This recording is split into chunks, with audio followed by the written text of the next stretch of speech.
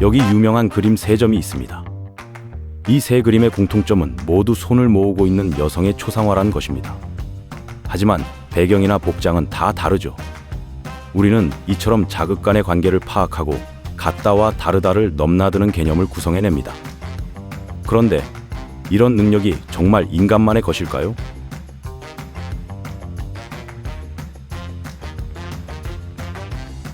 비둘기가 같다와 다르다의 개념을 이해하고 있는지 알아보기 위해 실험을 진행했는데요. 비둘기는 16개의 아이콘이 같은 경우와 다른 경우를 잘 구분해내는 모습을 보였습니다. 심지어는 배열에 가로 세로를 맞추지 않고 무질서하게 배치하거나 회전을 시키더라도 비둘기는 아이콘이 같다는 것을 구분해낼 수 있었죠. 이런 모습을 보면 비둘기가 단순히 시각적인 정보를 넘어 같다는 개념을 이해하고 있는 것처럼 보이기도 합니다. 다음에는 아이콘이 다르긴 한데 일부만 다른 경우를 비둘기에게 제시해봤습니다. 여기서 비둘기는 독특한 반응을 보였는데요. 아이콘이 달라지는 개수가 많을수록 그에 맞춰서 다르다고 반응하는 경우가 많아지는 경향을 보인 겁니다. 이건 사실 인간의 관점에서는 좀 이해하기 어렵죠. 전체 중에 하나만 달라도 인간은 다르다고 판단하니까요. 그런데 우리 친구 비둘기는 이분법적인 방법으로 범주화하는 게 아니고 지각적인 변산이 커진 만큼 다르다고 반응합니다. 이번에는 아이콘의 개수를 조절해봤습니다. 16개, 12개, 8개, 4개, 2개 이런 식으로 말이죠. 비둘기는 아이콘이 16개일 때는 잘 구분하다가 아이콘의 개수를 점점 줄여나가서 4개, 2개가 되는 상황에서는 아이콘의 모양이 달라도 같다고 반응하였습니다. 흥미로운 점은 앞서 설명한 비둘기의 지각적 변산에 따른 범주화가 인간과 훨씬 가까운 개코 원숭이에게서도 똑같이 나타났다는 것입니다. 인간은 안 그러죠.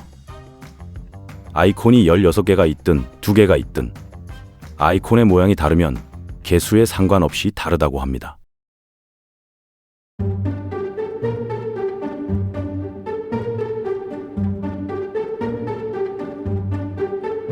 결국 이런 연구 결과는 인간과 동물이 관계를 파악하는 메커니즘이 다르다는 것을 보여주는 걸까요? 비둘기한테 시킨 실험을 대학생들에게 똑같이 시켜봤는데요. 다만 대학생들에게 실험 절차를 학습시킬 때 같다 다르다라는 언어 표현을 전혀 안 쓰고 비언어적인 자극만을 활용해서 아이콘 간의 관계를 파악하게 했습니다. 그 결과는 꽤나 흥미로웠는데요. 20% 정도의 학생들은 마치 비둘기처럼 다른 아이콘의 개수가 많아지는 것에 맞춰서 다르다는 답변을 하는 경우가 늘어났습니다. 또 모든 학생들이 아이콘의 개수가 적어질수록 반응 시간이 길어지는 양상을 보이고 있죠. 마치 비둘기처럼 지각적인 변산에 따라 범주화하는 양상이 인간에게도 보이는 겁니다. 이런 연구 결과를 보면 지각적 변산에 따른 범주화는 인간과 동물이 공통으로 사용하는 메커니즘이고 인간은 여기에 언어라는 상징 체계를 통해 보다 분명한 이분법적 범주화를 하는 것일 수도 있겠다는 생각이 듭니다. 물론 비둘기와 인간의 실험에서 유사한 결과가 나왔다는 것만으로 같은 방식의 범주화를 한다고 단정 지을 수는 없습니다. 하지만 어쩌면 추상적인 관계의 개념이 반드시 인간이 가지고 있는 고차원적인 인지 기능을 통해서만 설명할 수 있다는 생각은 적절하지 않을 수도 있겠네요.